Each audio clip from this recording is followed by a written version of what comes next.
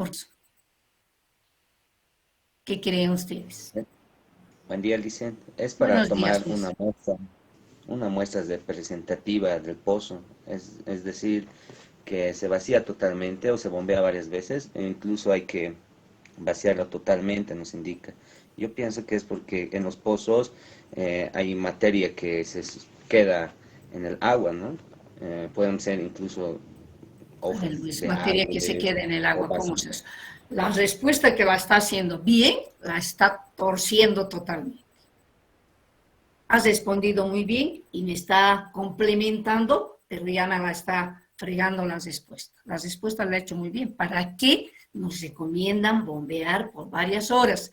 Una vez que, digamos, se ha perforado el pozo para tener agüita o para extraer agüita, porque además nos dicen, por favor, uno va a tomar una muestra para el análisis respectivo y nos dice, por favor, les recomiendo bombear durante estas horitas y luego hacer la operación que usted ha venido a realizar acá. Porque, ¿cuál es? A ver, solamente 2 palabritas usted ha dicho. una muestra verdaderamente representativa. Listo, esa es la respuesta. Para que la muestra sea lo más representativa posible. Para que la muestra sea lo más representativa posible. Y le hago la pregunta a Ruth, ¿por qué queremos que la muestra sea lo más representativa posible? Y a todos lanzo la pregunta, ¿por qué queremos que la muestra sea lo más representativa posible?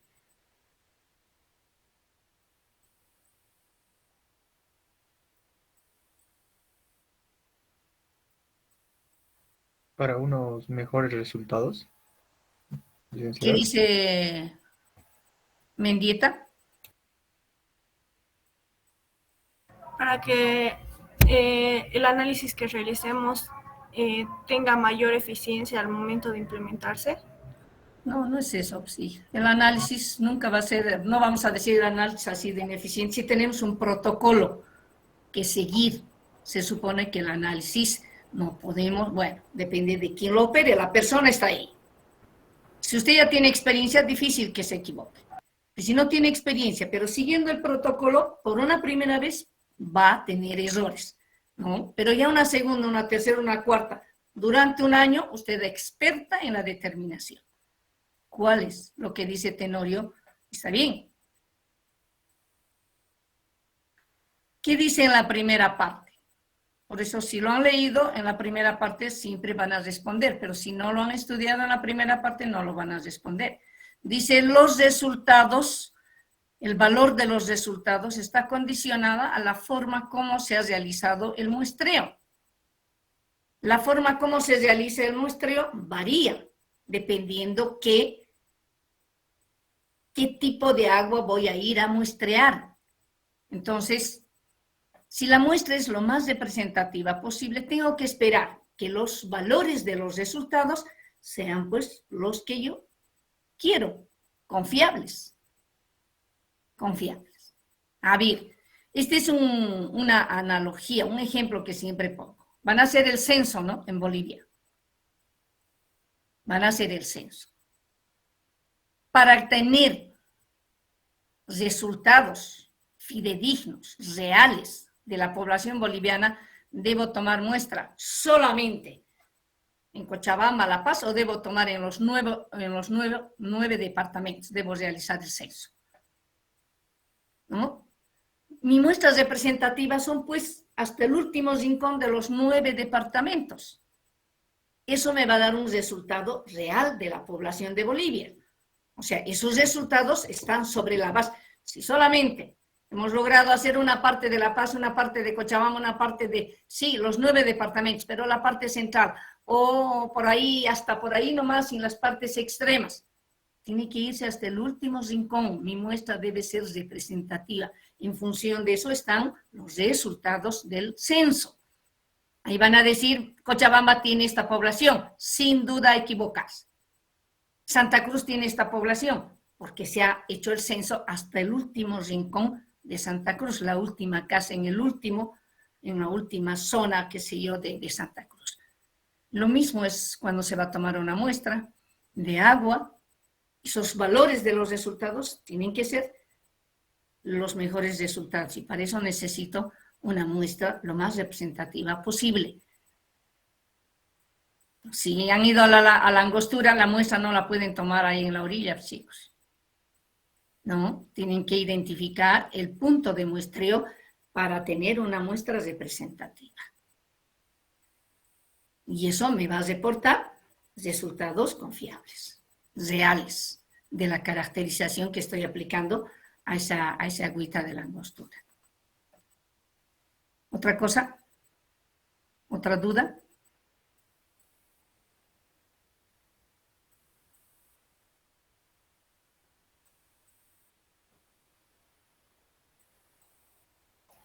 Licenciada, en la parte del muestreo sistemático, se entiende, ¿no?, de que se toma en distintos puntos de un río, de un trayecto, pero por series temporales indica. ¿Eso quiere decir que se toma en determinados tiempos? Claro, claro, eso es. A ver, tiene el río Rocha, usted sitúa los puntos de muestreo desde el puente hasta el puente del puente de Calacal al puente Cobija, ¿no es así? Ahí sitúa, por decirlo, unos 10 puntos de muestreo. En el primer punto hace la toma de muestras, pasa 1 hora, en el segundo punto hace otra toma de muestras, pasa 1 hora, en el tercer punto de muestras, sí. ¿Cuántas muestras va a tener? 10 muestras. Esas 10 la va a mezclar.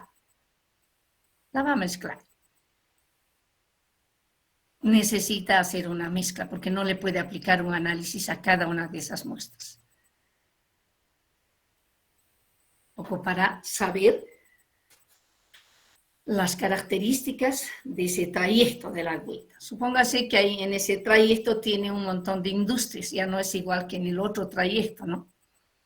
Todos esos elementos hay que, en el momento de tomar la muestra, en el momento de hacer el análisis, hay que visualizar. Uno va a tomar muestra y visualiza el entorno, identifica el punto de muestreo y luego hace la toma de muestras, pero además siempre va registrando si en el entorno tiene animales, de donde está tomando, si en el entorno tiene basura, de donde está tomando, o si en el entorno está sumamente limpio, no tiene nada absolutamente, más o menos usted ya tiene un análisis de cómo va a ser el agüita. Yo tengo un pozo, qué sé yo, excavado y necesito ese agua de lógica. Nuestros abuelos han tenido siempre pozos en sus casas y donde era el pozo, así sea un agua filtrante, lo vacían, lo mantenían bien.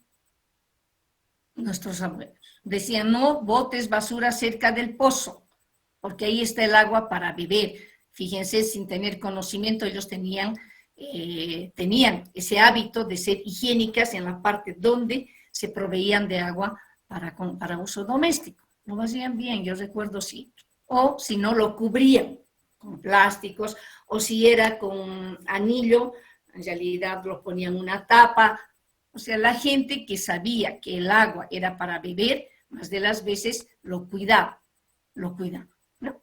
Mucha gente, pero otra gente no lo hace, porque por ahí están corriendo patos, están corriendo gallinas, animalitos, se están haciendo sus necesidades, lo están pisando los niños, etc. Toda una serie dependiendo de las familias y los hábitos de higiene que tienen, ¿no? Los hábitos de higiene. La población tiene que ser consciente y tener hábitos de higiene. Ustedes que son mis estudiantes, yo siempre les digo, tienen que empezar por su casa.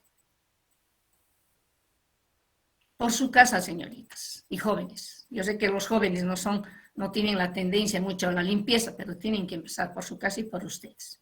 Esos son los hábitos de higiene. Eso no nos permite agarrar enfermedades. Si yo permanentemente estoy en la calle, llego a la casa, lo primero que hago es entrar a la casa, entrar al baño, lavarme las manos hasta el cuello. Secarme y decir manipular los alimentos. No entro y me siento a la mesa para servirme los alimentos, no. ¿No? Y con la pandemia, aún más, en épocas de pandemia, ya exagerábamos en la limpieza, en la higiene de nuestro entorno, de nuestro hábitat. Hasta teníamos que desinfectar con cloro el piso, lo que pisábamos. Todo eso hemos hecho. Lo hemos experimentado, ustedes lo han experimentado. Han vivido un año en su casa. ¿Les ha violentado? Les ha violentado. ¿A muchos nos ha violentado? Sí, nos ha violentado. ¿Por qué? Porque teníamos que hacer deberes de la casa. Limpieza de la casa, teníamos que estar limpios, teníamos que lavar la ropa, teníamos que sacarnos la ropa, desinfectar la ropa. Qué incómodo todo eso. Pero eso nos ha dicho, hagan todo esto la pandemia, porque si no se muere. Nadie quiere morirse en la vida, ¿no? Ese es. Entonces, los hábitos de higiene, empezamos por ahí. Yo les quiero decir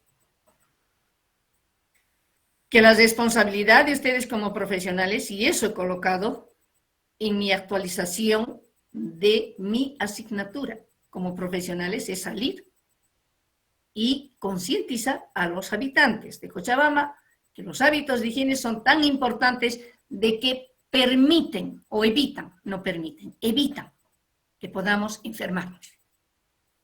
Solo si todos nos lavaríamos las manos después de cualquier actividad, con seguridad que no nos enfermaríamos. Y si al bebé, al niño que está caminando, se le enseña a lavarse las manitos, el bebé no se va a sentar a la mesa si no le lavan la mano. Pero ese es de ustedes, de todos los seres humanos. Es un diario, es un aprendizaje diario. Y no es tan fácil, jovencitos. No es tan fácil. Es bien complejo. Es lograr hábitos de higiene en el ser humano, hábitos de estudio en el ser humano, es bien complicado. Porque eso teníamos que haberlo hecho desde pequeños. Si a usted, al niño que va a la escuela, usted le dice, primero su tarea, siéntate, haces tu tarea y después juegas, ténganlo por seguro que van a tener un hijo espléndido. Él va a saber de sus obligaciones, de sus deberes, y luego va a reclamar sus derechos. Ese es el tema, ¿no? Entonces estamos en esa tarea como ingenieros sanitarios de siempre recalcar sobre los hábitos de higiene. Ustedes tienen que, fíjense, están en la tarea de que el ser humano, la población en sí, adquiera enfermedades. ¿Por qué? Porque somos sucios. Y eso en Bolivia es peor. Si alguien ha tenido la oportunidad de salir afuera, no saben. La calle es impecable, la avenida es impecable, el pasto es impecable, no hay un solo papel en el pasto, ni en los jardines, ni en la calle, nada. Porque el ser humano está habituado a eso, porque le enseñaron desde bebé que la basura es para la basura, ¿no? Que lo que uno come, la cáscara lo reúne y lo bota. Cuando las heces de los animalitos levantan en bolsa nylon y botan a la basura, todo el mundo tiene mascotas. Y fíjense ustedes, en las esquinas hay bolsas, lógicamente, ¿no? En las esquinas hay bolsas para poder levantar las heces, porque el animalito se hace, las mascotas se hacen y llueve y eso arrastra, pues prácticamente va a los cursos de agua. Entonces es importante los hábitos de higiene. ¿Alguna otra consulta en toma de muestras?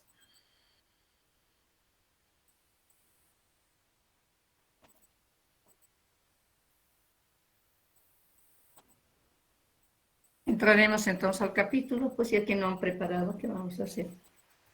Dice una consulta antes. En el subtítulo de tipos de muestreo, nos recomienda el libro que el análisis debe ser lo más antes posible y que debe estar, que no debe ser más de 24 horas. ¿Cuál es el motivo, licenciado, de que no debe pasar? A ver si alguien puede responder cuál es ¿por qué dice el análisis debe realizarse lo más antes posible una vez que se ha recogido la muestra? Porque supónganse que han ido a, un minutito, Zambrana, han ido a tomar la muestra a Oruro. Se supone que por lo menos vamos a tardar mediodía en ir y volver, tal vez un día, 24 horas. Entonces, ahí hay un intervalo de tiempo que podría hacer que nuestra muestra o a nuestra muestra le pase algo. Zambrana. Porque puede haber varios cambios en ese lapso de tiempo, licenciada. ¿Cuáles son esos cambios? cambio de temperatura también. La temperatura va a cambiar. Pero, ¿y eso qué significa? ¿Que puede haber cambios en la composición química de la muestra? Lo que tenemos que evitar es que haya modificación de la composición del agua, de la muestra de agua. Cuando digo composición química, que no cambien los componentes químicos que están ahí. O si existe la probabilidad de que en la muestra haya ingresado un factor microbiológico, que es un componente microbiológico, sin que se hayan dado cuenta, nadie se da cuenta de cómo toma la muestra y cómo podría hacer que ingrese en la muestra, que sería un microorganismo, por efecto de la temperatura, lo que decía, por efecto de los cambios de temperatura, porque hay un cambio de temperatura, ¿no es así? En Oruro ahorita debe ser 0 grados, aquí es 11 grados, imagínense. Llegando a Cochabamba, el agua que tiene esos microorganismos empiezan a proliferarse. ¿Saben lo que es proliferarse, no? Si había uno, voy a decir esto, si había uno, por decir algo, me estoy inventando, si había uno con la temperatura de 0 grados o menos 5 grados centígrados, se está manteniendo en uno. Llega a Cochabamba con la temperatura de 20 grados, inmediatamente empiezan a incrementarse, proliferarse los microorganismos. No crean ustedes que al tomar un vaso de agua donde contiene microorganismos, si contiene 10, su cuerpo puede resistir, no van a adquirir ninguna enfermedad. Pero si contiene 100, es la concentración necesaria para que ustedes adquieran una enfermedad. También está en función de eso, el beber agua. Nuestras defensas hacen de que al tomar un agua con 10 microorganismos no pasó nada. Pero al tomar con 100 microorganismos, sí, ya me he enfermado. También depende de la concentración de microorganismos presentes en el agua para que uno pueda adquirir una enfermedad. Salmonelosis, tifoidea, Escherichia coli. Depende de la concentración en el agua que estoy consumiendo. Entonces va a crecer por un cambio de temperatura. O sea, se va a proliferar. Por un cambio de presión, lo mismo. La composición química va a cambiar y lo que no quiero es eso. Si en mi agua había 20 gramos o 20 miligramos por litro, un componente determinado por efecto de la temperatura, puede ser que cambie, haya reaccionado, ya no sea 20, sino sea 5 o sea 100, digamos. Esa es modificación de la composición química. Tenemos que evitar que en ese intervalo de tiempo, desde la recogida de la muestra, desde la toma de la muestra hasta el momento del análisis, prácticamente se modifique la composición química. Cambie.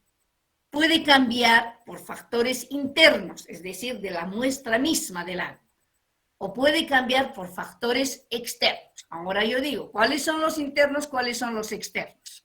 Los externos, acá me habla de temperatura, cambio de la temperatura, cambio de la presión. Puede cambiar.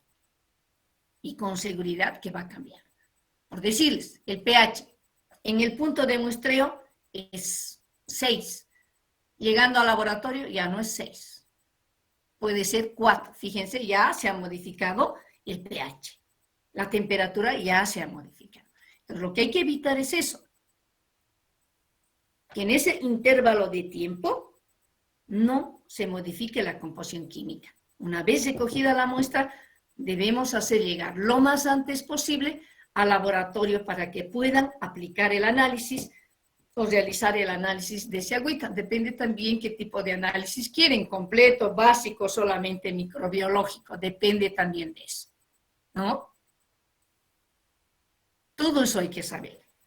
¿Qué análisis le van a aplicar? Solamente quiero básico, quiero completo, quiero solamente este componente, presencia o el contenido de sulfatos en el agua. Solo quiero eso, esa determinación nada más.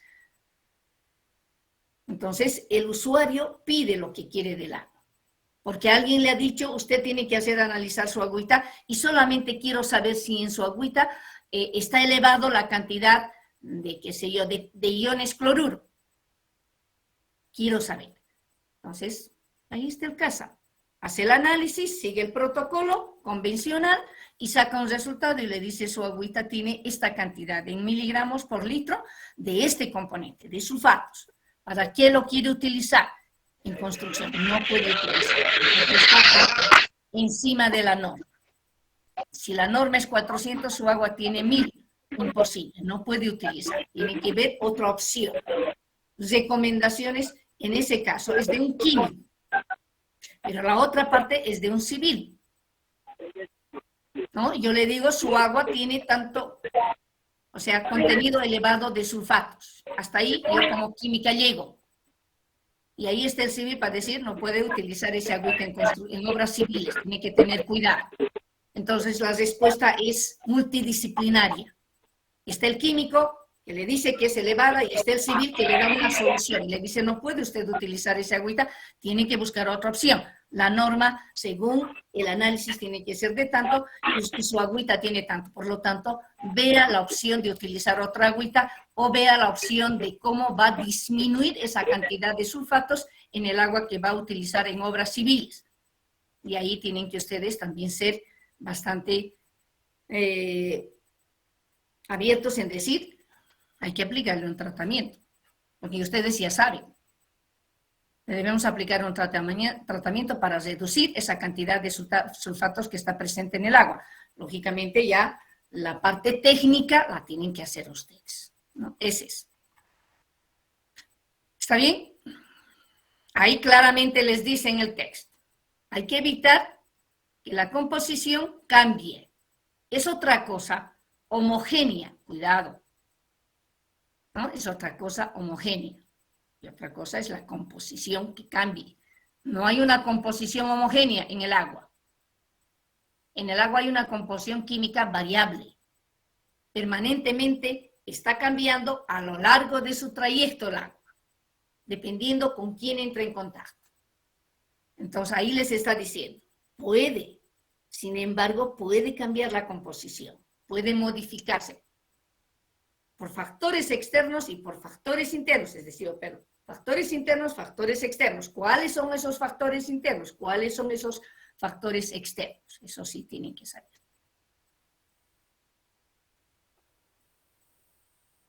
A ver, Vladimir Wilder, o Wilder Vladimir, ¿alguna consulta?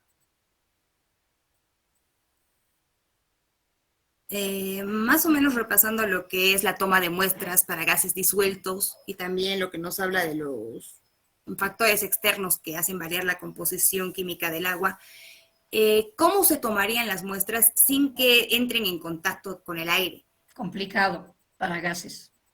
Justamente por eso, dicen, ¿hay algún mecanismo? Solo un experto, hija, realiza esa toma de muestras. En el Centro Aguas había uno, se ha muerto hace 2 años. Era el único que iba a tomar muestras de agua para analizar gases disueltos en el agua, ¿no? Tenía su equipo especial para esa toma de muestras. Y si alguien, o si no tenemos el equipo especial, son 2 botellas, 2 frascos, 2 botellones que hay que colocar, hay que tapar, pero se tiene que tener un tubo, un tubito, ya sea de manguera o de vidrio, que conecte a los 2. Se llena uno de ellos y pasa al otro a llenar el otro. Se saca el primero y luego el segundo. Es complicado. Como les digo, ¿quién debe realizar la muestra de aguas? O sea, ¿quién debe realizar la toma de muestra de agua? Personal calificado. Moisés Atocha, ¿quién debe realizar la toma de muestras?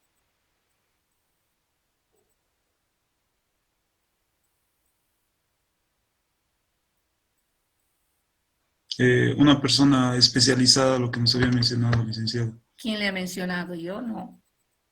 Lo que mi compañera comentaba y decía ¿Y usted le cree que es una persona especializada? Tiene un nombre. el operario, licenciado.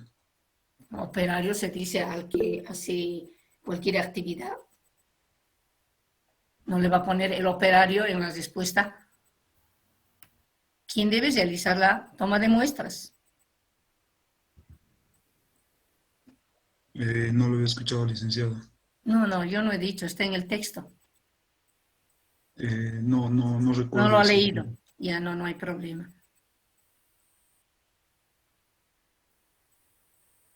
Un personal autorizado sería. Pasa, chicos, por lo menos lean, puede ser la primera parte del texto. Dicen un químico analista. Un químico analista, pues. No lo va a hacer un civil, chicos. No, porque el químico está más en laboratorio. ¿No? Un químico analista, ¿por qué dice análisis? Porque también está dedicado a hacer el análisis. ¿No? Y este químico analista, evidentemente, es un profesional altamente capacitado en toma de muestras. Yo les digo, ¿por qué va a variar la forma como realizo la toma de muestras? Porque depende dónde voy a tomar la muestra, qué tipo de agua voy a tomar la muestra, en qué tipo de agua. Si son aguas superficiales, ¿a qué agua me refiero? A los ríos, a las aguas de los ríos, a las aguas de los lagos, a las aguas de los océanos. Si digo aguas subterráneas, aguas de pozos profundos, no profundos. Si digo efluentes, tengo que ver, pues. Si digo aguas residuales industriales, ya es otro tema ahí. Tengo que saber que hay que resaltar en las aguas industriales residuales tener el máximo cuidado. Ahí ya tengo que ir con una vestimenta adecuada para tomar la muestra de aguas. Si me dicen aguas residuales, con mayor razón tengo que tener una vestimenta totalmente adecuada, desde guantes, que el agua no entre en contacto con mi mano.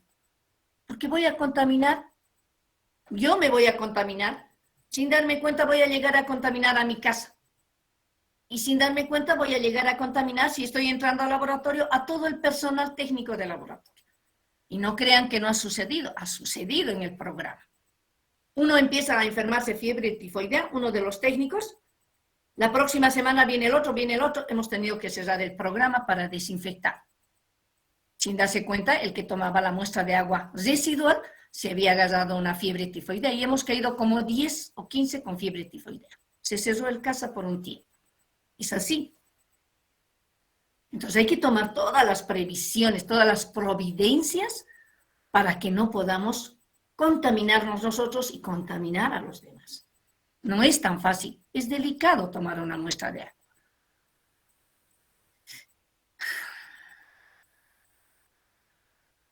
Vamos a entrar en el tema. A ver.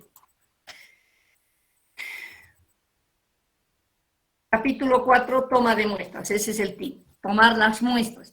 En realidad, la bibliografía que tenemos no es precisamente para realizar un análisis físico-químico del agua. No es ese, chicos. O sea, lo que nosotros estamos llevando, lo que nosotros hemos leído o lo que tiene el texto, lo que contiene el contenido del texto, el objetivo no es el análisis físico-químico del agua. Sin embargo, tenemos que hacer un breve comentario de todas las dificultades que denotan, que significa una recogida de muestras. ¿Qué es una recogida de muestras? Es una operación muy delicada. Ofrece variadas facetas por el destino del agua al que se le va a dar. ¿Quién debe realizarlo? Un químico analista. ¿Por qué el químico analista? Porque es un tipo ya profesional, altamente capacitado, como les decía, tanto para la toma de muestras como para el análisis de la muestra de agüita. Entonces, ¿yo para qué recojo una muestra de agua? Para hacerle un análisis a ese agüita.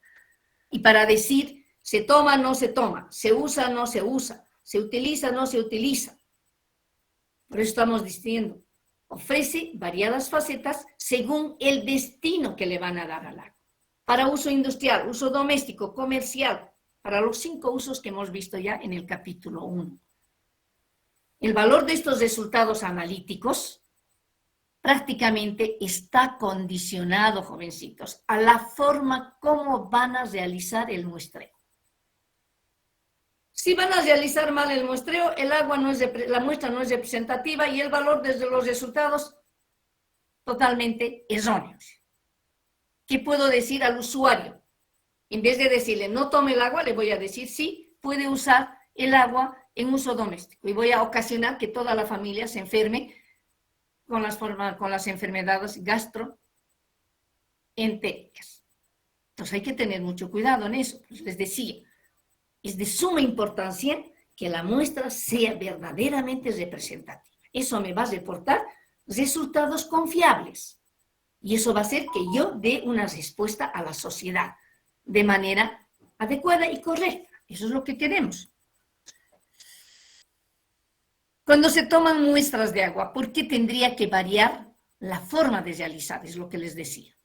Según el análisis que le voy a aplicar a esa muestra de agua. Lo que decía Orozco. Gases o sales disueltos en el agua. Nuevamente tocamos el tema de sales disueltas en el agua. ¿Ve? Si voy a analizar aguas superficiales, y aquí hablo de ríos, de lagos y de océano. Si vamos a analizar embalses, si vamos a analizar aguas subterráneas, poco profundos, si vamos a analizar efluentes orgánicos, y finalmente si voy a analizar aguas de industria, aguas residuales, industriales. Entonces la forma de realizar la toma de muestras para cada uno de estos análisis va a variar.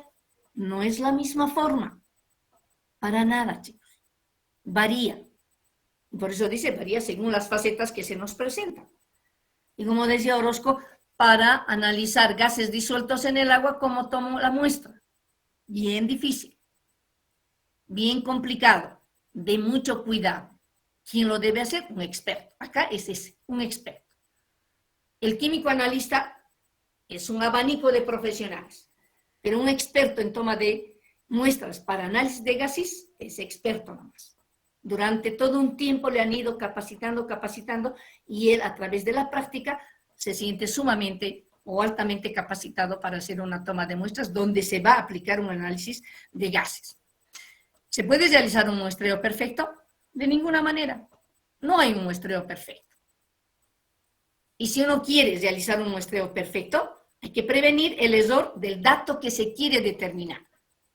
También llegar a una aproximación. Cuando dice aproximación ya no es perfecto, ¿no ve? Llegamos a un dato aproximado, pero eso no me da la perfección. Entonces, para un muestreo perfecto que no se puede realizar, muchas veces existen limitaciones.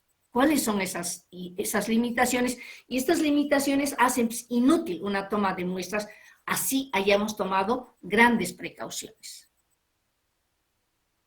Más de las veces van a existir limitaciones. Todo depende de dónde, qué análisis voy a aplicar al agua, qué parámetros voy a determinar, voy a hacer gases, voy a hacer sales disueltas, etcétera, etcétera. Solamente para el microbiológico, mucho más riguroso. Un análisis microbiológico requiere de una muestra altamente representativa, con todo el protocolo necesario de toma de muestras para un análisis microbiológico. Desde el lavado del frasco, no hay que cometer errores. Y en esto de los análisis del agua, el análisis del agua, se va cometiendo errores de manera sistemática, desde la preparación del material en la que vamos a tomar las muestras de agua. Desde ahí ya se está cometiendo errores. Entonces el error que cometemos es de manera sistemática. En la toma de muestras, o sea, lavamos los recipientes, por ahí estamos lavando mal. Secamos los recipientes, por ahí estamos secando mal. Entonces, todo eso está descrito. Hay una descripción de protocolos, cómo se debe lavar, cómo se debe secar, para qué tipo de muestra, qué determinación queremos. Todo eso está en laboratorio, ¿no? Y todo eso hay que leerlo.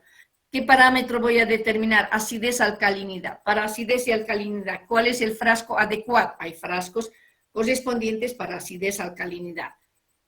¿Es un análisis químico? ¿Es un análisis físico? Es un análisis químico. Debo hacer una valoración. ¿Qué significa la valoración? Debo tener material de laboratorio necesario para esa valoración. Y eso no lo saben ustedes, obvio, lo sabe un químico. Pero no es que no han entrado civiles al CASA, están civiles en el CASA y están aprendiendo todo eso. Tipos de muestreo. Todo muestreo es adaptado al fin que se persigue. Entonces, de manera general, nosotros tenemos que pensar que es interesante conocer de un curso de agua, sea este manantial o pozo, el estado medio y los estados extremos. Es interesante conocer. Y siempre hay que pensar en eso. Y yo les decía, los estados medios y los extremos hay que nomás curiosidad, conocer, tener curiosidad de conocer.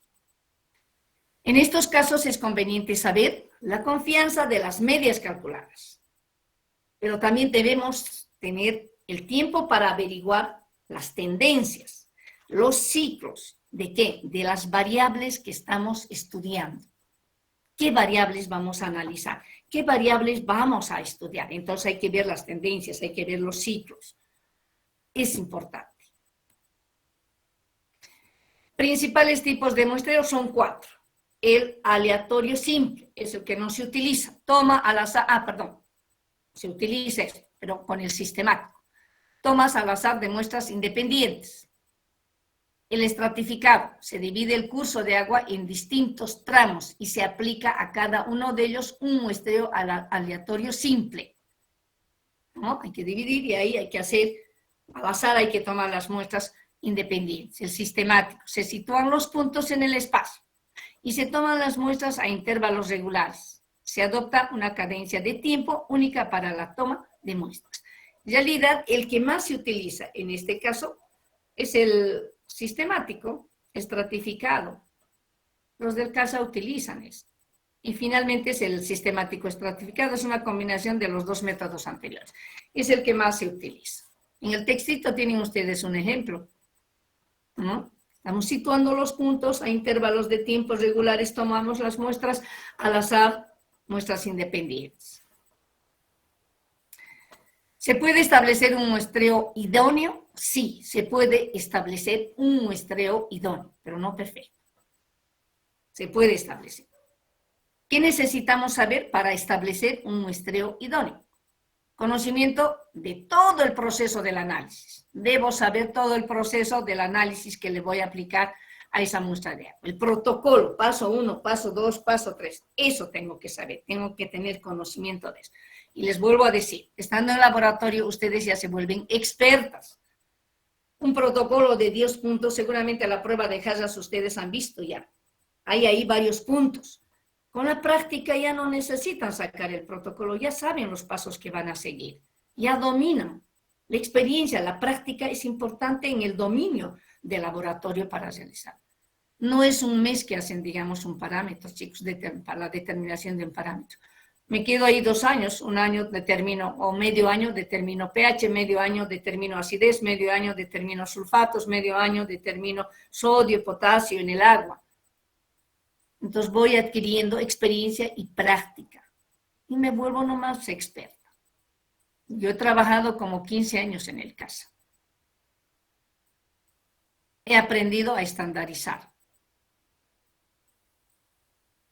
He aprendido a elaborar curvas de calibración. Con seguridad que si me dicen curva de calibración, yo saco mi cuadernito de hace 30 años y esta es lo mismo. Es bien complicado realizar una curva de calibración y luego de haber estandarizado esa curva de calibración, la utilizábamos para hacer los servicios al usuario. En la actualidad ya no se hace mucho curva de calibración, a pesar que sí, y hay equipos donde directamente ingresa la muestra y sacan un resultado. Esa es la ventaja. La tecnología ha evolucionado mucho en ese sentido. Imagínense cómo medíamos pH con el pHímetro, con esos papelitos, donde los resultados no eran tan precisos. En la actualidad es un equipo que se sumerge el electrodo y que nos rebota un resultado, ¿no?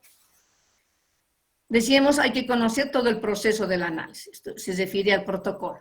Hay que conocer las circunstancias impuestas por la naturaleza. ¿Dónde voy a ir a tomar la muestra de agua? Por ahí es a la punta del cerro, ¿no? Eso me complica. Llegar al punto de muestreo, situarme en el punto de muestreo, en mi estación de muestreo, todo eso. Y finalmente, el uso que se le dará al agua. Es importante, ¿para qué estoy tomando una muestra de agua? Para aplicarle un análisis y luego reportar un resultado y decirle al usuario, puede utilizar el agua en la industria, en uso doméstico, en obras civiles, en esto puede utilizar el agua. Es importante conocer el uso también, entonces, el uso que se le dará al agua. En realidad son 3 elementos: conocimiento de todo el proceso del análisis, circunstancias impuestas por la naturaleza y el uso que se le dará al agua. Cuando uno va a tomar una muestra, como primera providencia, como primera medida, el agua muestreada debe ser homogénea. Ojo, cuidado, homogénea es otra cosa. Dice, la composición de esa muestra de agua no puede variar. ¿Me entienden? No puede variar. Eso hay que evitar. Desde la recogida de la muestra hasta el momento en que se le va a aplicar el análisis, durante 24 horas, digamos. Esa muestra debe ser previamente, o sea, una vez que ha sido recogida, llegada al laboratorio e inmediatamente debe ser colocada en sistema de refrigeración. La temperatura está entre 4 y 8 grados centígrados. Proteger de la luz solar. Ahora dice, la composición de esa muestra de agua o de ese agua muestreada va a variar porque el sistema físico-químico inicial de esa muestra de agua puede ser inestable, y es inestable, chicos, por sí misma o por factores externos. Cuando digo por sí misma, son factores internos. Puede variar, ¿no? El sistema físico-químico inicial del agua es inestable por un factor interno, es decir, por sí misma, o por factores externos. ¿Cuáles son esos factores externos? El cambio de presión, el cambio de temperatura. Otro factor externo y muy importante, la acción del aire. ¿Y qué está en el aire? Está el oxígeno. Y otro factor externo, influencia de microorganismos, lo que les decía, que pueden estar presentes en ese sistema, en ese sistema inicial físico-químico del agua. Cuando hablo de un sistema físico-químico inicial, estoy hablando pues de reacciones que pueden darse en el seno del agua. Reacciones que pueden darse por factores externos, por un cambio de presión, por un cambio de temperatura, por ahí se dan reacciones, ya cambia el sistema físico-químico inicial, ya cambia, por sí solita ya cambia, ¿no? Y si hay influencia de microorganismos, acá pueden flocular compuestos inestables. Lo que es inestable rápidamente va a flocular, lo que es estable no va a flocular. Y también pueden evolucionar ciertas materias extrañas, putrescibles, que pueden estar presentes en esa muestrita de agua. No sabemos pues la naturaleza del agua. Nos han dicho que vayamos a tomar una muestra de agua al río Rocha. ¿Qué sé?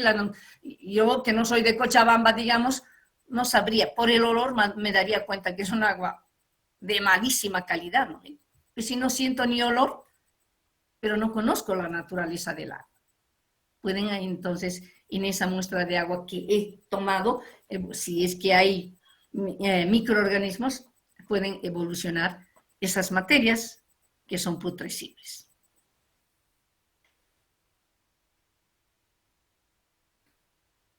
Cuando voy a ver,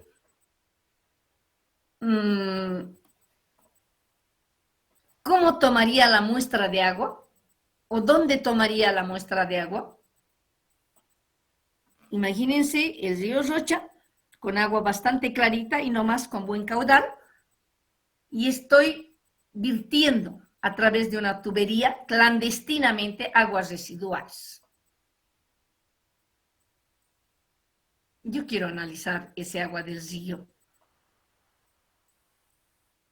¿Dónde tomaría la muestra para una caracterización de ese agua del río Rocha, nomás con buen caudal y transparente, y de repente clandestinamente estoy virtiendo porque no tengo alcantarillado o es una zona que no tiene sistema de alcantarillado y todas sus agüitas residuales, supónganse son 20 viviendas y esas 20 viviendas clandestinamente han hecho un sistema de donde van a vertir su agüita al río Rocha.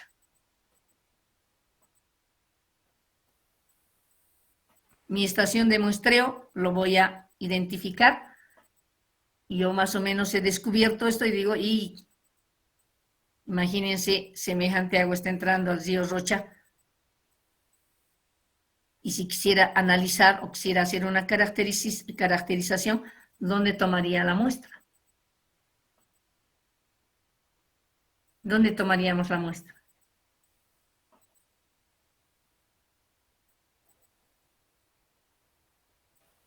Para ver la influencia que tiene esa descarga sobre el río, se tomaría a lo largo de todo el río y en diversos puntos, tanto en las orillas como en el centro, para que haya una mezcla bastante variada, podría ser.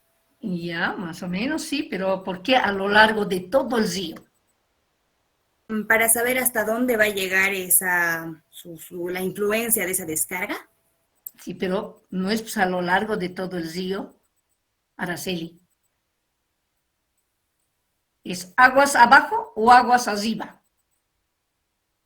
Aguas abajo, porque aguas arriba el agua nunca sube. No, pero igual, aguas arriba, ¿por qué no lo hacemos aguas arriba? Porque aún no está mezclada, licenciada, con el nuevo agua de fluente que se está... ¿Y cuándo se va a mezclar? ¿Usted que considera que se va a mezclar aguas arriba? No, licenciada. No, pues la descarga no es aguas arriba. Sí, aguas abajo siempre se va a dar. La descarga es pues, aguas abajo. Está descargándose. Supónganse que arriba ya no hay ninguna descarga. Aguas arriba no hay ninguna descarga. Hemos pillado una descarga por ahí clandestina en un río que no tiene, digamos, descargas, no hay. Imagínense al río Rocha en los años, qué sé yo, hace 100 años atrás. Era un río agradable, se podían bañar, podían tomar, podían lavar, la población iba al río.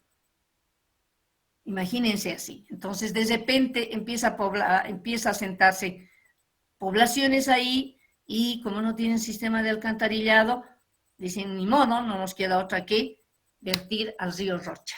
Esa es nuestra descarga, no hay más. ¿Dónde van a vertir si no tienen sistema de alcantarillado? Sus aguas residuales sí tienen que ir a algún lado. Por lo tanto, es un río. Ya no necesito hacer en los puntos extremos, Araceli.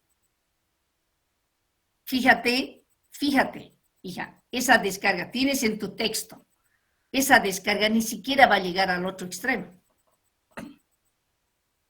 ¿No es así? A no ser que vaya, lógicamente está en permanente circulación el agua, medianamente puede llegar. Entonces, voy a identificar diversos puntos de muestreo en el río aguas abajo, no a lo largo de todo el río, aguas abajo desde la descarga, ¿no? Desde la descarga. No importa si la descarga es continua o es intermitente. Entonces debemos tomar muestras en diversos puntos del río aguas abajo. Yo quiero conocer el estado de polución de esa descarga sobre las aguas del río. Entonces debo tomar debo tomar muestras en diversos puntos del río. Pero tiene que ser aguas abajo. ¿Ya? ¿Qué voy a saber ahí? Dos cosas. La influencia, porque yo digo, ¿por qué aguas abajo? Quiero saber hasta dónde llega esa polución, la influencia de esa descarga. No se olviden, esa descarga está trayendo bacterias patógenas. Para que las bacterias patógenas sobrevivan, se proliferen, hay condiciones. Porque si no hay condiciones en esas agüitas del río, se mueren las bacterias patógenas. Ya no van a llegar ni a 1 kilómetro ni a medio kilómetro. Pero acá dice, a la distancia que llega la influencia, hay que tomarla varios kilómetros abajo. Por eso desde donde viene la descarga tengo que ver más o menos para situar los puntos de muestreo y varios kilómetros aguas abajo voy a tomar las muestras y voy a analizar. Si las condiciones están, se proliferan y más bien aumentan las bacterias y lógicamente van contaminando o van polucionando el agua. Pero ¿cuántos kilómetros llegan? Por ahí las condiciones ahí a 2, 3 kilómetros y ya no existen. Se mueren las bacterias. Se mueren, ya no hay más influencia de la descarga. Por eso es que se hace aguas abajo. No puedes hacer aguas arriba porque nada que ver, no hay ninguna descarga aguas arriba. ¿No? Y si yo quisiera analizar la descarga, ¿dónde tendría que tomar la muestra?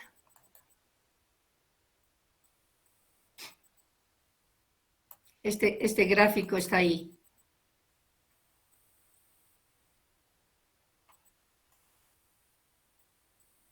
Ahí está ese gráfico. Esto lo tienen ustedes en el texto. Entonces, fíjense, está cayendo la descarga acá, las aguas residuales, y todas se van para abajo. Fíjense, hasta ahí más o menos el agua está polucionada. De aquí para este lado, si es muy ancho, claro, si es muy delgado, también va a ser todo el agua, ¿no? Pero acá, imagínense, inclusive aquí hay una cierta pendiente, imposible que el agua pueda subir. Entonces, de acá, en todo este sector, obviamente va a seguir su curso y tenemos que ver ahí los puntos de muestreo. Para fines comparativos, ya llego más o menos a la mitad y puedo tomar una muestra acá o puedo tomar una muestra acá, digamos. ¿Para qué? Para ver si realmente ha habido influencia de esta descarga en el punto medio y en el otro extremo. Puedo tomar ahí. Puedo hacer. En 2 puntos puedo hacer, ¿no? En 2 puntos. Acá y tal vez al medio y al final, digamos, hasta una cierta distancia. Quisiera ver si realmente todo esto que está cayendo y está yendo así, por acá, por el extremo, ha llegado a contaminar, a polucionar la parte central y la otra parte extrema. Podría ser también.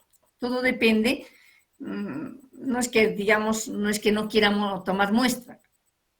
El tema es económico. El tema son los análisis. Tienen un costo elevado, los reactivos son caros. Entonces no es agarrar, yo podría tomar en todito esto, tomar muestras, sí. Entonces podría tomar acá 3 puntos y mezclar. Y veo más o menos si la polución ha llegado al punto medio del río y al otro extremo del río. Pues, pero me interesa aquí, fíjense ustedes acá, en este extremo, con seguridad. Por eso vamos a tomar aguas abajo, las muestras. Vamos a diversas muestras, ¿no? Toma de muestras en diversos puntos, aguas abajo. Eso nos señala la bibliografía. Ahora, si quiero analizar esta descarga, ¿dónde tendría que identificar mis puntos de muestreo?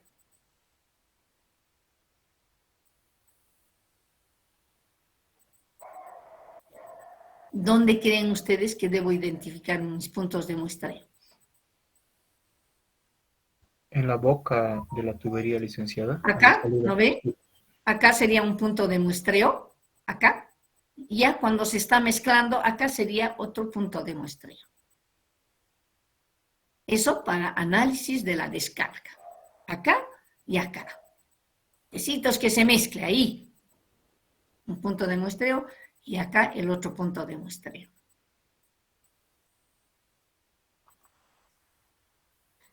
Este es un gráfico que nos muestra, está saliendo de una planta de tratamiento. Ya está tratada este agua.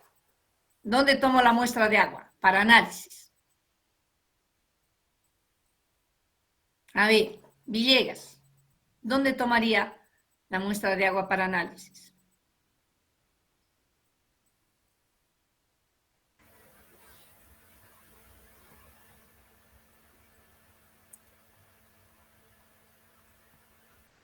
Después del vertido, Lice.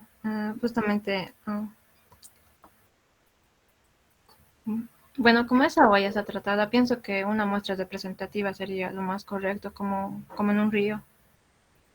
No le estoy preguntando si la muestra debe ser representativa. Le estoy preguntando, Villegas, ¿dónde? ¿En qué punto tomo la muestra de agua? Si fuera, digamos, esto. ¿En qué punto? Acá al extremo, acá al punto medio, ¿dónde tomaría? En el medio, Acá, sí. a la salida ahí en el punto medio, ¿no? Ahí tomaría. Ahora, si quiero y tengo reactivos y demás cosas, entonces aquí también podría ser, pero todo depende de la disposición del material para que puedas realizar el análisis. ¿No? Listo.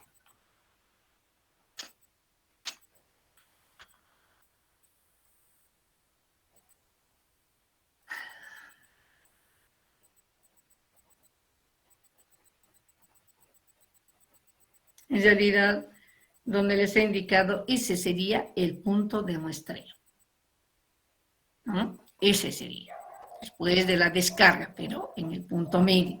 Ahí tuviéramos una muestrita que podría significar representativa y que los resultados están de acuerdo a la forma como se ha tomado la muestra. Estamos en frascos de muestreo, 4.4 frascos de muestreo. Ahí vamos a quedar esperando, con la esperanza de que para mañana lo lean los frascos de muestreo. ¿Ya? Para mañana léanlo, estudienlo, los frascos de muestreo. Una Javi. cosita, por favor, antes de que pasemos. Las aguas depuradas, generalmente, bueno, el concepto que se maneja de depuradas es que se están eliminando aguas malas, ¿no? No, pues, Sí. ya están depuradas. ¿Cuáles serían las depuradas entonces, Lice? Ya están, las que han entrado pues, a un tratamiento. Esas serían las aguas depuradas. Su nombre, depuradas, hija. Puras. Ah, Claro. Ya las han aplicado un tratamiento de manera que esa agüita que está saliendo de esa planta probablemente ya está con 0 microorganismos fecales, ¿no? O con pero necesariamente si hablo de aguas residuales, a ver, en Albazancho, por ejemplo, entran, ¿a qué aguas le llama depuradas? Cuando ya ha pasado todo el tratamiento y la van a utilizar para riego, ¿no? Significa, pero eso, que sí, todavía debe existir algún rango de microorganismos presentes ahí. Si dicen depuradas totalmente, 0 coliformes fecales. 0, hija, 0. No se olviden que las heces fecales también significan nutrientes. No tienen que olvidarse, ¿no? Entonces, seguramente no eliminan todo, no se elimina todo, pues son depuradas. Ya se ha aplicado un tratamiento al agua. Ya se ha disminuido la cantidad de coliformes fecales. La planta de Albazancho hace eso por oxidación, ¿no? De las aguas residuales. Entonces, no estoy hablando de aguas potables. Estamos hablando de aguas residuales. Listo. Hoy día estoy llevando la carta y he hablado con el director de aguas, probablemente mañana estamos yendo al casa. Quiero que me digan, a ver, Chambi, Marco Chambi, que hemos podido estudiar de prueba de Hazas. Quiero que sean honestos, pero me digan sí, lo he revisado, he estudiado, sé. ¿Mario o Marco, Lice? Mario. No, Mario Chambi. Mario no, Chambi. No lo has revisado, Lice. ¿Perdón? No lo has revisado, Lice. ¿Quién ha revisado prueba de Hazas? No quiero que me mientan, es lo único que les digo. no le voy a mentir, Licen, lo he visto desde el punto del pH, justamente que el tema 8 me toca. No, no es eso, hijita, el pH. No es desde el punto de pH la prueba de Hazas Araceli. No es amor. Wilder. Dicen, yo solo vi videos en YouTube y, bueno, el procedimiento que se realiza para la prueba de Hazard solo es, se utilizan las ¿Cuál es el matrices objetivo de la prueba de Hazas? la obtención de la dosis óptima del No se obtiene nunca, hijo. No hay que, no, ¿qué cosa va a obtener? Es otro el término que se aplica. Se puede decir que la dosis adecuada para... No está bien lo que usted dice, la dosis. Dicen, es para determinar la dosis óptima del coagulante y la prueba de Hazard es un proceso que simula perdón, es un simulador que simula los procesos de coagulación, floculación, sedimentación y filtración. Roger Soto. También influye el factor de costo de que No. Estoy diciendo, ¿qué me puede decir de la prueba de Haas? Determinar la dosis óptima del coagulante para en qué punto es más favorable, digamos, cuánto utilizar del coagulante, en qué cantidad es... Fabiola, empezaremos diciendo ordenadamente, no sé qué es lo que está diciendo del cuarto, no sé. ¿Qué es la prueba de Haas? Es para determinar la dosis óptima de No, ¿qué es la prueba de Haas? No le he dicho qué determina, le he dicho qué es la prueba de Haas. Es es un proceso para el tratamiento de aguas residuales, es la etapa, ¿cómo le puedo explicar? Imagínate para el tratamiento de aguas residuales, estoy hablando de agua potable y ya. No es para aguas residuales. Bueno, para... ¿Para qué hago la prueba? ¿Para qué hago la prueba de Haas así? Para un análisis de una muestra, para analizar... No, hija, no. Luis Antonio, no, hija, no. Sí, Licen. ¿Qué es la prueba de Haas? Es una operación unitaria que simula los procesos químicos, coagulación, floculación, sedimentación. ¿Para qué realizo la prueba de Haas? ¿Cuál es el objetivo de la prueba de Haas?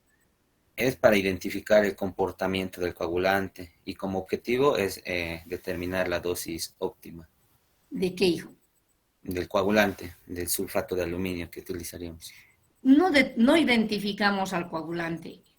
O sea, cuando yo digo ¿para qué realiza la prueba de Haas? Para determinar la dosis óptima de coagulante. ¿Y qué me permite, Luis Tapia? A ver, siente, ¿qué me permite esa determinación de la dosis óptima? ¿Qué me permite?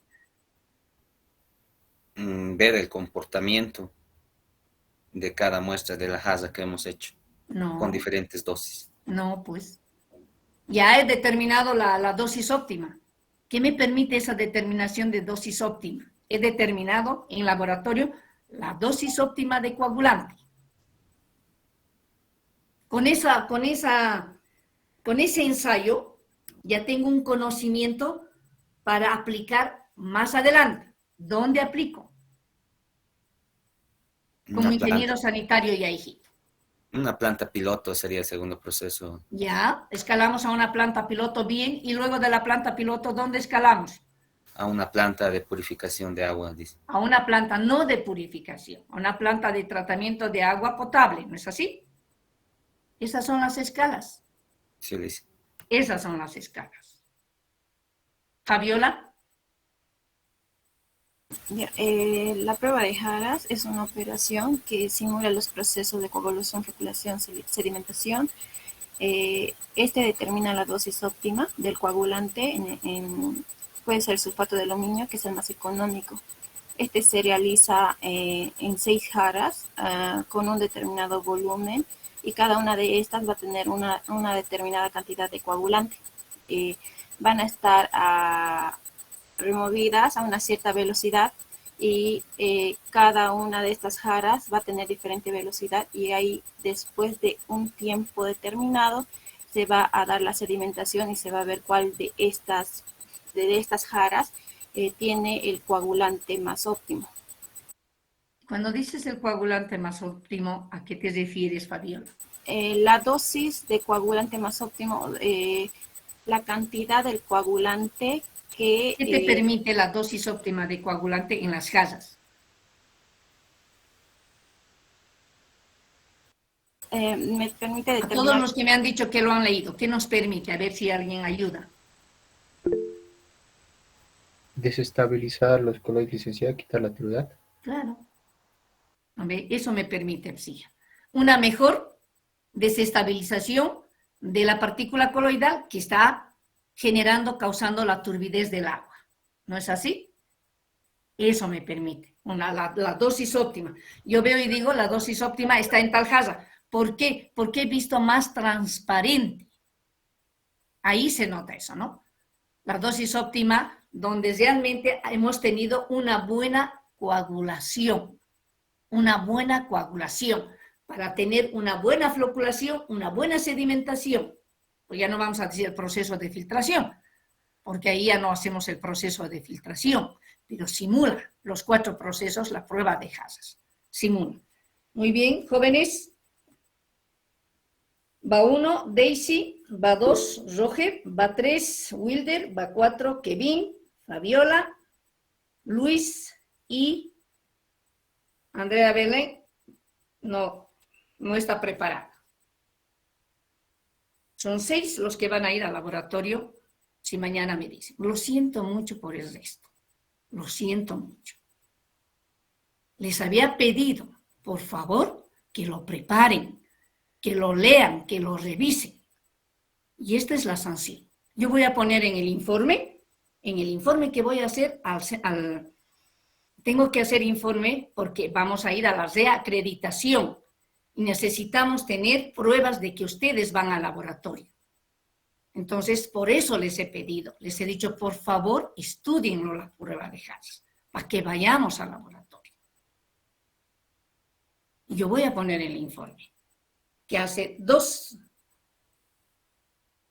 una semana atrás, había pedido a todos los estudiantes que lo estudiaran la prueba de Hassas, para ir con buena base al laboratorio. Escasamente son 6 los estudiantes que le vamos a dar la oportunidad. Andrea Belén, que más o menos ha respondido, para ir al laboratorio. Los 6 alumnos van a ir al laboratorio. Y es esto que hay una sanción, chicos. La sanción es que no van a ir ustedes al laboratorio. ¿Vamos a ir a la planta de tratamiento? Sí, a CEMAPA. También he ido ayer. Estoy enviando una carta para ingresar a la planta de tratamiento. Y ahí me he sorprendido porque hay sistemas de aireadores, había habido. Ahora habían complementado. Eso no había hace 5 años atrás. Ahora hay sistema de aireadores. El método de aireación para reducir el hierro del agua. Es el mejor método de reducción de hierro presente en el agua, que lo habían hecho en CEMAPA. Justo ayer cuando he entrado no había y me ha sorprendido. Y hoy dice aireadores. Es el único método que se aplica para poder reducir el hierro presente en el agua subterránea. ¿Está bien? ¿Estamos de acuerdo, chicos? No me reclamen nada. No lo hagan. Tampoco me digan la licenciada es mala. No soy mala. Pero ya demasiado es jovencitos que ustedes no me hagan caso cuando les digo, por favor, prepárenlo, estudienlo bien. Mañana cuando entren los 6 van a estar súper despiertos. Lo único, si me acepta, estoy llevando hoy la carta, he hablado ya con el director. Si me dice mañana, los 6, voy a poner en el chat que los 6 tienen que estar a una cierta hora. Si me dice la próxima semana, entonces para la próxima semana ya vamos a hacer cómo se calculan las concentraciones, las dosis, o sea, las concentraciones que tiene que entrar a cada Hassas de sulfato de aluminio. Eso más quiero enseñarles para que tengan conocimiento. Eso les voy a enseñar a todos y con mayor razón a los 7 estudiantes que me han dicho que sí, lo han repasado, lo han estudiado. Síganos repasando. Lo que quiero también es el protocolo. No quiero que aprendan de mí, pero ¿cuál es el primer paso? ¿Cuál es el segundo paso? ¿Cuál es el tercer paso? ¿Hasta qué paso llegamos? Y luego de eso, ¿qué es lo que pasa? Digamos, una vez que le hemos agregado sulfato de aluminio, las dosificaciones, ¿qué tiempo esperamos para que pueda realizarse la floculación, la sedimentación? Y luego, y esto pregunto a los 7, ¿cuál es el primer parámetro que se mide en el agua para realizar la prueba de Hassas? Daisy. Dicen es el pH, este debe ser básico y debe estar entre 12 a 4 para una óptima coagulación y el tratamiento sea eficaz. Ya, en la prueba de Hassas, en una planta de tratamiento. ¿Cuál es el primer parámetro que mido, Daisy? La turbiedad. La turbiedad. Y también el pH, porque estoy removiendo la turbiedad, chicos, del agua. Estoy quitando la turbidez, entonces tengo que medir la turbiedad con la que está entrando a la planta de tratamiento Y luego de que sale de la planta de tratamiento, Daisy, ¿qué parámetro voy a medir? pH. Daisy, una vez que sale de la planta de tratamiento. Turbiedad, dice. Turbiedad, hija. Turbiedad también es Daisy. Si está entrando, si usted está mirando, es de lógica, Daisy, no le voy a decir que el pH es importante, tiene que medir juntamente con la turbidez. Turbidez, pH, y a la salida, turbidez, y es cero la turbidez a la salida, Daisy. El tratamiento ha sido efectivo, porque sale con cero de turbidez. También voy a medir el pH para ver si se ha modificado durante el tratamiento. No se olvide que estamos utilizando sustancias químicas. ¿A ver? Pues hay que también saber eso. ¿Qué estamos midiendo al entrar a la prueba de Hazard? La turbiedad, el pH. ¿El pH para qué? Porque queremos una coagulación óptima. Y cuando hablamos de pH, lo que dice Daisy, el rango de pH es ese. Ahí tenemos una coagulación óptima. Eso quiere decir que los flóculos que se van a formar van a ser los adecuados, de manera que se van a sedimentar. Lo que queremos es que esos flóculos, por efecto de la gravedad, puedan sedimentarse la mayor cantidad posible.